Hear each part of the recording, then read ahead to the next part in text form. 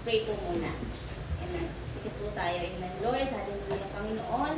Sa mapagpalang gabi, Panginoon, lumalapit kami sa iyo, Lord. Mga mababang puso, Panginoon.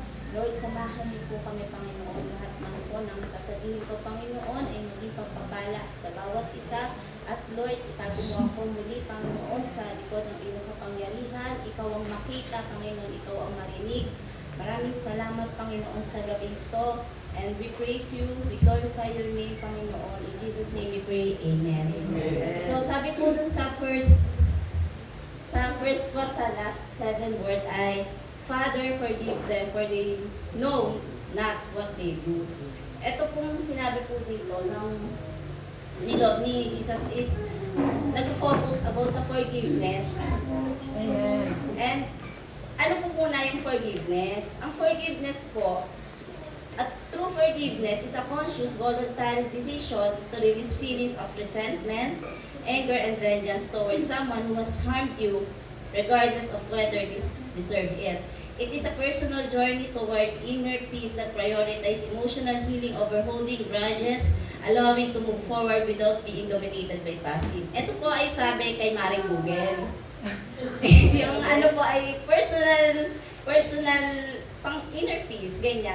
Without God, yun lang po yung sinabi tungkol sa forgiveness. Pero ang true forgiveness po is intentional.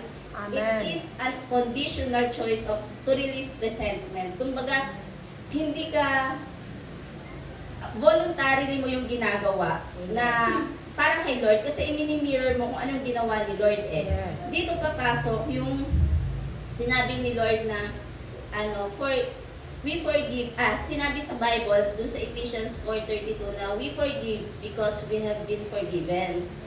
So, dito kasi, ang revelation naman sa akin is, we cannot give what we don't have. Kumbaga, kung ikaw naranasan mo si Lord sa buhay mo, at na-encounter mo siya, maralaman mo na finorgive ka niya sa mga naging kasalanan mo. Meaning to say, naranasan mong mapatawad.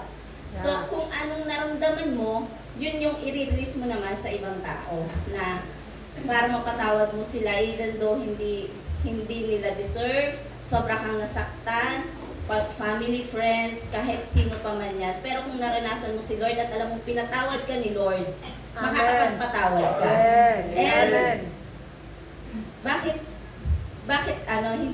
Bakit sabi, minsan sinasabi natin, hindi karapat-dapat, pero Lord, ang hirap patawarin. Pero lagi natin pang hawakan yung salita ni Lord na pinatawad niya tayo, kaya kailangan natin magpatawad. Kung si Lord ay nilalakaran natin ang mga sinasabi ni Lord. So, how forgiveness benefit us? Konti lang po to. And para sa akin po, nagbe-benefit po yung forgiveness. First of all is spiritually. Amen. Bakit spiritually? Kasi mapapalapit po tayo kay Lord. Kasi it will benefit us. Yes. Kasi para sa sarili natin, kung magpapatawad man tayo, unang-una para sa sarili natin. Amen. Kasi hindi ka spiritually muna. Lalapit tayo kay Lord. Tapos, pangalawa, sinunod natin yung utos si Lord. So, si Lord magagalak sa atin. Amen. So, pangalawa is mentally. So, ang mentally, kapag nagpatawad tayo, makakabawas sa atin yung stress and anxiety. Yeah. Siyempre, kapag galit tayo, kapag pag galit tayo or hindi tayo makapagpatawad, hindi tayo makatulog tama. Kasi isipin natin paulit-ulit yon na hindi natin mapatawad ng taong to. So, sino talo? Ikaw, kasi puyat ka na, hindi ka pa nakatulog ng gabi, kakaisip kung ano yung, paano mo siya mapapatawad or nag-hold ka ng grudges. Kasi nga, hindi ka makapagpatawad. Kaya ang mas magandang magpatawad kasi ang magbe-benefit naman is yung isip mo. Amen. Mentally, yan. Ang next naman is emotionally. Kasi sino ba namang gusto mabuhay sa nakaraan, di ba? Right. Mabubuhay sa sakit, mabubuhay ka, mag-iimo ka, magpapatugtog ka ng mga masasakit na tugtog, pagkatapos ikaw pa rin ang talo kasi malungkot ka eh. Yeah. Pero mahirap magpatawad actually. Mahirap talaga.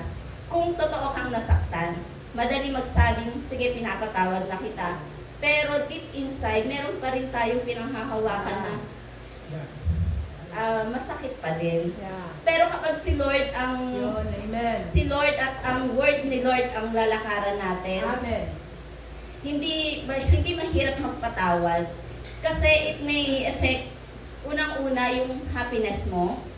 Pangalawa, it can change your mood and your surroundings kasi syempre pag masaya ka, it will flow sa'yo sa pakikipag-usap mo, sa pakikipagsalamuha mo. Yeah. And it may, ayun nga, increase your happiness. So, ayun, kapag kasi nagpatawad tayo emotionally, kasi healing inside eh. Kumbaga, hindi ka nabubuhay sa nakaraan emotionally. Then, ayun, tatlo lang naman yon yung para sa akin, yun yung rema sa akin. So, yun nga, it will benefit our spiritually, emotionally, and mentally. Ayun lang po. Amen.